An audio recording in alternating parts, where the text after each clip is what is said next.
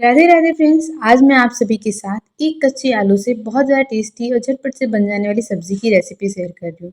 घर में जब सब्जियां ना हो और आपको कुछ झटपट से बनाना हो तो इस तरह से आप एक कच्चे आलू से ढेर सारी टेस्टी सब्जी बना करके तैयार कर सकते हैं। तो यहाँ पर मैंने एक बड़े साइज़ का आलू लिया हुआ है। इसे हम अच्छे से पहले छील करके साफ़ कर लेते हैं। अच्छे से ऊपर से छील लेंगे और अगर इसमें थोड़े से कट वगैरह लगे हों तो उन्हें भी काट करके अच्छे से निकाल लीजिएगा। इस तरह से मैंने यहाँ पर आलू को अच्छे से छील लिया हुआ है। अब एक कटोरी में हम 2 कप पानी ले लेंगे और उसमें आलू को डाल देंगे। अब इसी के साथ मैंने यहाँ पर लिया हुआ है ये कद्दूकस करने वाला, जो नॉर्मली सभी के घरों में अवेलेबल होता है। इसमें ये बड़ी वाली होती है और ये छोटी वाली होती है। इसी वाले से हमें यहाँ पर आलू को कद्दूकस करना है। यहाँ पर हमने आलू ले लिया और बस इस पे रख करके इस तरह से हल्के हल्के हाथों से यहाँ पर कद्दूकस करते जाएंगे। इस तरीके से इसके पतले पतले लच्छे बनते रहेंगे, जो कि खाने में बहुत ही स्वादिष्ट लगते हैं। और आप जिस तरीके से मैं बता रही हूँ उस तरह से अगर आप सब्जी बनाएंगे इसकी, तो लोग खाने के बाद आपकी तारीफ तो करेंगे ही, साथ में ये भी पूछेंगे कि आपने इसे किस चीज़ से बनाया हुआ है। इस तरह से हमने पूरे एक आलू को अच्छे से कद्दूकस यहाँ पर कर लिया हुआ है। अब यहाँ पर हमने आलूओं को कटोरी में रखा हुआ और देख सकते हो आप कि पानी कितना ज़्यादा गंदा हो गया है। अब हमें इसे 2 बार अच्छे से पहले पानी से धुल करके वॉश कर लेना है, ताकि जो इसमें आलू का स्टार्च होता है वो अच्छे से अलग हो जाए और आलू अच्छे से अलग हो जाए। धुल करके बिल्कुल हमने इसका पानी निकाल लिया और इसमें थोड़ा भी पानी नहीं रहना चाहिए। अब हम यहाँ पर एक कुटनी या खाल ले लेंगे, या फिर आप एक मिक्सर जार ले सकते हैं।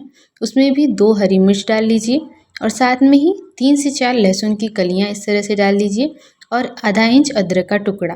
इन सभी को हम कुटनी में अच्छे से कूट देंगे, जिससे कि इनका फ्लेवर और टेस्ट बहुत ही अच्छा आता है। अगर आप मिक्सर जार में डाल करके पीस रहे हैं तो दरदरा पीस लीजिए बिना पानी डाले हुए। इस तरह से ये अच्छे से कुट करके तैयार हो गए हैं। मैंने टोटली नाप करके चम्मच से देखा तो ये 1 चम्मच कुट करके तैयार हुए थे।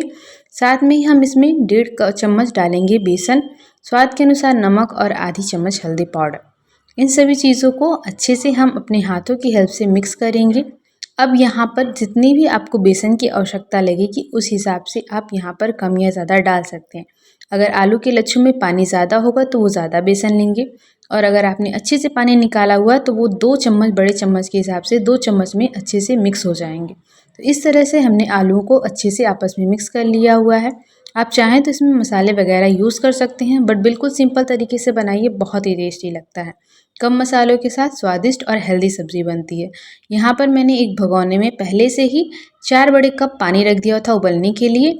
अब इसके ऊपर मैं इस तरह की छन्नी वाली थाली रखूँगी और एक ब्रश में तेल लगा करके अच्छे से हम इसे ऑयल से ग्रीस कर लेंगे। इस तरह की थाली लगभग नॉर्मली सभी के घरों में अवेलेबल होती है।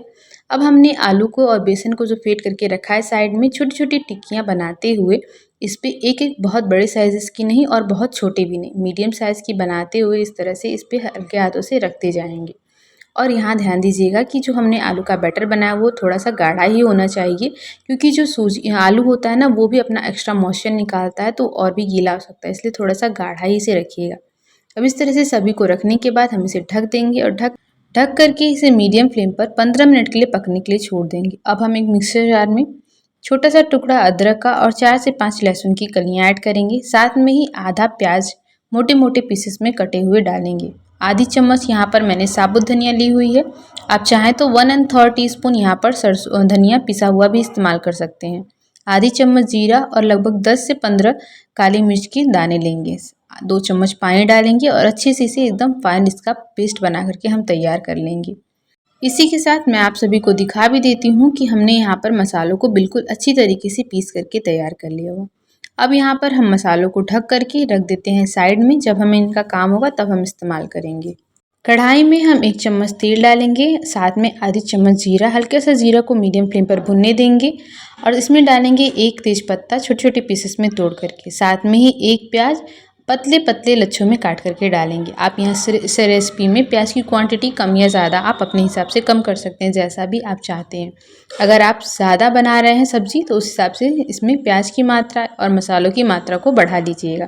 प्याज को हम मीडियम फ्लेम पर अच्छे से भुनेंगे चलाते हुए, और हल्का सा जब वो ब्राउनिश कलर के हो जाएंगे तो जो हमने मसाले मिक्सर जार में पीस करके रखे थे वो यहाँ पर डाल देंगे। साथ में ही थोड़ा सा पानी डाल करके मिक्सचर को अच्छे से धो के यहाँ पर डाल देंगे। इसमें हम 1 1/3 टीस्पून हल्दी पाउडर, आधी चम्मच यहाँ पर कश्मीरी लाल मिर्च पाउडर और साथ में ही आधी छोटी चम्मच गरम मसाला पाउडर डालेंगे। इन्हें चलाते हुए अच्छे से हमें मीडियम टू लो फ्लेम पर कम से कम 5 मिनट के लिए बिना ढके हुए चलाते रहना। थोड़ी थोड़ी देर पे रुक के और इसे चलाते रहिएगा। आप चाहें तो इसे ढक कर के भी आराम से 4 से 5 मिनट में मीडियम टू लो फ्लेम पर पका सकते हैं। मसालों को लो फ्लेम पर पकाने पे फ़ायदा ये होता है कि मसाले जलते नहीं हैं और धीरे धीरे बहुत ही अच्छी तरीके से पकते हैं। जैसे ही मसाले हमारे लगभग 50 से 70% पक जाएंगे तो हम इसमें 1 चम्मच भर के टमाटो सॉस का इस्तेमाल करेंगे। आप चाहें तो 1 टमाटर की प्यूरी का भी इस्तेमाल कर सकते हैं। इस तरह से इन्हें हम चलाते हुए भून लेंगे और थोड़ी देर में आप देखोगे कि मसालों से तेल बहुत ही अच्छी तरीके से अलग होने लगेगा। इसी के साथ हम इसमें आधी चम्मच कसूरी मेथी ऐड करेंगे, जिससे कि हमारी सब्ज़ी में फ्लेवर और टेस्ट काफ़ी अच्छा आता है। अब हम इसे चलाते हुए हल्का सा भुनेंगे, लगभग 1 मिनट भुनेंगे लो फ्लेम पर। और इसी के साथ हम इसमें अपनी आवश्यकता के अनुसार पानी ऐड करेंगे। तो सबसे पहले यहाँ पर मैंने आधी कटोरी पानी डाला हुआ है और अच्छे से मिक्स करके इसे थोड़ी देर के लिए उबाल आने का वेट करेंगे। इसके बाद से हमने जो आधा कटोरी पानी और रखा है वो भी यहाँ पर डाल देंगे और साथ में मसालों के इसे अच्छे से बिल्कुल पकने के लिए ढक करके यहाँ पर हम छोड़ देंगे लगभग 2 से 3 मिनट के लिए मीडियम फ्लेम पर। अब चलिए अपने बेसन और आलू के बनाए हुए सब्ज़ी को भी देख लेते हैं। ये अच्छे से लगभग 10 मिनट के अंदर अच्छे से बिल्कुल पक करके तैयार हो जाएंगे। इन्हें निकाल करके साइड में रख देंगे हम और ठंडा होने के लिए छोड़ देंगे। यहाँ पर हमारे मसालों में से देख सकते हो आप लोग तेल बिल्कुल अलग हो गया है और मसाले जो हैं बिल्कुल अच्छी तरीके से पक गए हैं। यहाँ पर ग्रेवी को देख ही सकते हो आप लोग अच्छे से बिल्कुल पक गई है और बिल्कुल गाढ़ी हो गई है। इस तरह से हमारे मसाले जो हैं बिल्कुल परफेक्ट तरीके से भून करके तैयार हो गए हैं। इसी के साथ हम इसमें स्वाद के अनुसार नमक ऐड कर लेंगे। नमक ऐड करते वक्त ध्यान दीजिएगा कि जो हमने आलू और बेसन की छोटी छोटी टिक्कियाँ बनाई हैं उसमें भी हमने ऑलरेडी नमक डाला हुआ है। जिस कटोरी में हमने इन सभी चीज़ों को आलू की टिक्कियाँ बनाई हुई थी मिक्स करके, उसमें थोड़ा सा पानी डालेंगे और डाल करके सब्जियों में डाल देंगे। इससे हमारी ग्रेवी जो है वो गाढ़ी होगी और मोटी रहेगी, खाने में मतलब दिखने में पतली नहीं रहेगी और इस तरह से खाने में इसका टेस्ट भी काफ़ी अच्छा आएगा। तो जो बची हुई थोड़ी मोड़ी सी ग्रेवी लगी हुई होगी बस उसी में हम पानी डाल करके अच्छे से मिक्स करके अपनी सब्ज़ी में डाल देंगे। इससे जो हमारी सब्ज़ी है वो गाढ़ी हो जाएगी। अगर आपने नहीं रखी हुई है तो आधी चम्मच बेसन को पानी में घोल करके 1 कटोरी और फिर इसे थोड़ा थोड़ा करके डालिए जब मसाले अच्छे से भुन गए हों तभी। इसके साथ में हम साइड में कढ़ाई में 1 चम्मच तेल डाल करके उसे रख देंगे गर्म होने के लिए। ये वाला पार्ट आप स्किप कर सकते हो, बिना इसे फ्राई किए हुए भी बना सकते हो। मैंने इसे हल्का सा सैलो फ्राई कर लिया हुआ है।